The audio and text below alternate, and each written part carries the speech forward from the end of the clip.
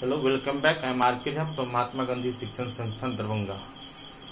Magnetic effect of electric current का in text questions का ये दूसरा पार्ट है, जिससे हम इससे पहले के एक पार्ट में आपको कुछ क्वेश्चंस बता चुके हैं। उसके आगे आज हम 3 पेज नंबर का क्वेश्चन आप चेक कर सकते हो। पेज नंबर 231, पेज नंबर 233 और पेज नंबर 236। इस 3 पेज के क्वेश्चंस को मैं बताता हूँ। 5-6 क्वेश्चंस होंगे। अब देखिए, तो पेज नंबर 231 में फर्स्ट क्वेश्चन दिया है कि which of the following property of a proton can change while it move freely in a magnetic field. आपके पास 4 ऑप्शन दिए हुए हैं: मास, स्पीड, वेलोसिटी और मोमेंटम। जब प्रोटॉन अगर मान लीजिए मूव करता है किसी भी मैग्नेटिक फील्ड में फ्रीली, तो फ्रीली मूव करने के बाद प्रोटॉन का जो मास होगा, क्योंकि मास कांस्टेंट होता है, लेकिन उसका वेलोसिटी क्या अल्टर हो सकता है, चेंज हो सकता है, डिक्रीज कर सकता है या इंक्रीज कर सकता है। तो अगर इस क्वेश्चन में अगर मोमेंटम नहीं होता, क्योंकि हम जानते हैं क्लास 9th में पढ़े कि momentum product of mass into velocity, तो वेलोसिटी चेंज हो सकता है लेकिन मास तो चेंज नहीं होगा। लेकिन वेलोसिटी अगर चेंज होगा तो वेलोसिटी चेंज होने से product of mass and velocity भी चेंज होगा। तो product of mass and velocity momentum कहलाता है। तो हम ये कहेंगे कि किसी भी मैग्नेटिक फील्ड में कोई भी प्रोटॉन अगर मान लीजिए फ्रीली मूव करेगा, उसका वेलोसिटी चेंज कर सकता है। मास कांस्टेंट रहेगा, तो मास कांस्टेंट रहने के चलते वेलोसिटी चेंज किया, इट मीन्स उसका मोमेंटम भी चेंज करेगा। एज पर क्वेश्चन करा कि एक से ज्यादा भी ऑप्शन हो सकता है, तो एक से ज्यादा ऑप्शन में आप एक ऑप्शन उसका वेलोसिटी देंगे, दूसरा उसका मोमेंटम देंगे। क्लियर? मोमेंटम क्यों देंगे समझ गए, क्योंकि momentum product of mass and velocity होता है। वेलोसिटी चेंज कर रहा है, इसीलिए उसके मोमेंटम में भी चेंजिंग आएगा। क्लियर? तो अब देखिए दूसरा क्वेश्चन है कि इन एक्टिविटी 13.7, तो 13.7 में एक्टिविटी था जिसको हम पिछले वीडियो में आपको समझाए थे कि जब किसी भी करंट कैरिंग कंडक्टर को किसी भी मैग्नेटिक फील्ड में आप रखते हैं, तो वो करंट कैरिंग कंडक्टर फोर्स को एक्सपीरियंस करता है, और उसमें जो फोर्स एक्सपीरियंस होगा, यानी उस करंट कैरिंग कंडक्टर में जो मूवमेंट होगा, मूवमेंट डिपेंड करता है क्या चीज पर? स्ट्रेंथ ऑफ मैग्नेट पर। जितना ज्यादा स्ट्रेंथ का हम मैग्नेट रखेंगे, रेट ऑफ डिफ्लेक्शन यानी रेट ऑफ मूवमेंट उतना ज्यादा होगा। दूसरा कि आप जितना ज्यादा लार्ज अमाउंट में इलेक्ट्रिक करंट प्रोवाइड करेंगे, उसी हिसाब से डिफ्लेक्शन भी इंक्रीज करेगा, मतलब फोर्स भी इंक्रीज करेगा। तो क्वेश्चन दिया है कि in activity 13.7 how do we think the displacement of rod AB will affected if current in rod AB is increase. अब करंट तो हम इंक्रीज कर रहे हैं, तो अब क्या कहेंगे कि रेट ऑफ डिफ्लेक्शन जो होगा, डिस्प्लेसमेंट जो होगा, वो भी इंक्रीज करेगा। क्यों? क्योंकि करंट इंक्रीज किए तो फोर्स भी इंक्रीज कर गया, फोर्स इंक्रीज करेगा तो स्वाभाविक है डिस्प्लेसमेंट ज्यादा होगा। क्लियर? फिर कह रहा है या stronger horseshoe magnet is used. अगर हम स्ट्रॉन्गर हॉर्स टू मैग्नेट को रखेंगे, मैग्नेटिक स्ट्रेंथ अगर आप इंक्रीज कर देंगे, तो फिर फोर्स भी इंक्रीज करेगा, फोर्स इंक्रीज करेगा तो उसका डिस्प्लेसमेंट भी इंक्रीज करेगा। ठीक है?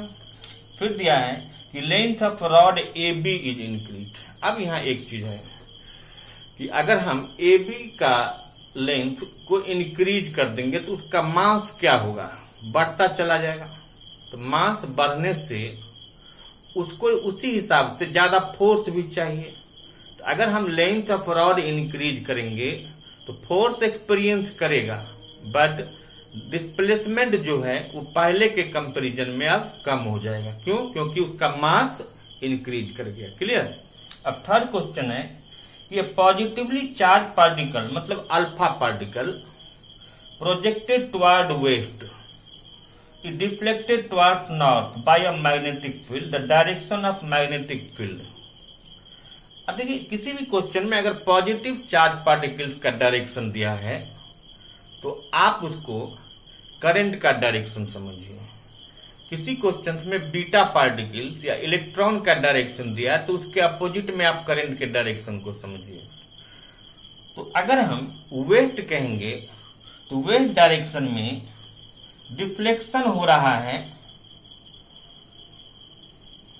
और positive charge particle projected towards waste, यानी करंट का डायरेक्शन जो है वो वेस्ट बन रहा है। करंट, इसी का क्वेश्चन 2 है कि करंट का डायरेक्शन वेस्ट है, ठीक है। और फोर्स यानी मोशन का डायरेक्शन जो है वो नॉर्थ है।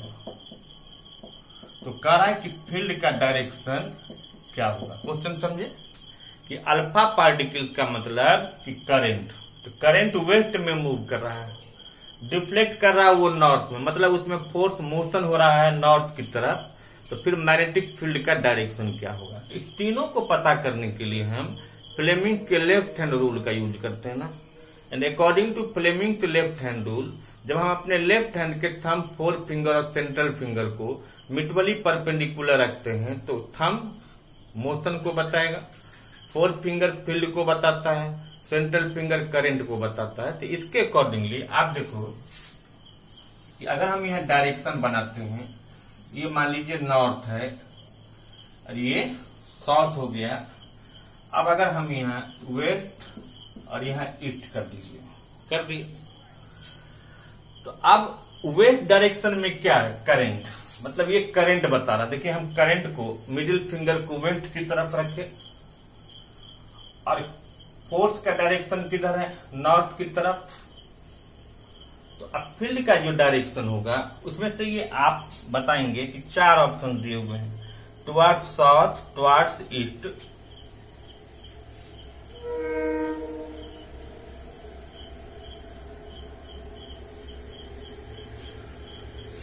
हम करंट को वेस्ट दिखा रहे हैं, करंट को वेस्ट दिखाएं। अगर हम फ्लेमिंग के लेफ्ट हैंड रूल का यूज करते हैं तो आप देखिए करंट को हम नॉर्थ की तरफ रखें और ये जो है इसको हम वेस्ट की तरफ रखें। और अगर हम इसको ऐसे रखते हैं तो अब ये फील्ड का डायरेक्शन क्या बना, फील्ड का डायरेक्शन, आप देखिए फील्ड का डायरेक्शन अपवार्ड बन रहा है। क्लियर। अब इसी में फिर अगला पेज आ रहा है, पेज नंबर 233, स्टेट फ्लेमिंग के लेफ्ट हैंड रूल। तो फ्लेमिंग के लेफ्ट हैंड रूल में क्या कहेंगे कि when four finger, central finger and thumb of our left hand are kept mutually perpendicular, then four finger indicate the fields, the central finger indicate the direction of current and thumb indicate the direction of motion या movement या force. दूसरा question दिया है, what is the principle of electric motor.